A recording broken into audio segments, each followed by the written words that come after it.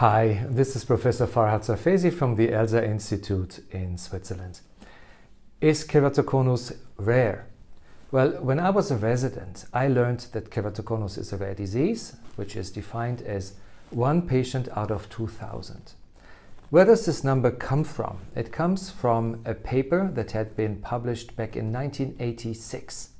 And this paper stated a long-term examination of people in Minnesota, USA, over almost 5 decades from the 1930s to the 1980s.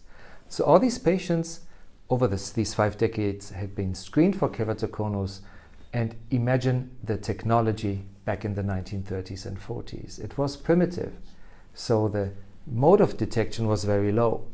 We have much more sensitive technology nowadays in 2019, so it should be natural that we detect more of the disease at earlier stages. And this was one of the 2 factors why the occurrence of keratoconus raised in the population. It didn't really raise, it was our technology that has become more sensitive. And the second factor is that 1986 paper looked at a population in Minnesota, and the entire world does not behave like the population in Minnesota, and we know that certain areas of the world like the Middle East have a much higher prevalence. So what we have done is we have measured more than 1,000 eyes in the population of Riyadh, Saudi Arabia in a pilot study. And this pilot study tried to detect with modern technology distinct keratoconus or normal eyes. And what we have found was a prevalence of almost 5%, which translates to 1 in 20. So 1 in 20 instead of 1 in 2,000 back in 1986. This is so far the highest prevalence ever reported in the literature.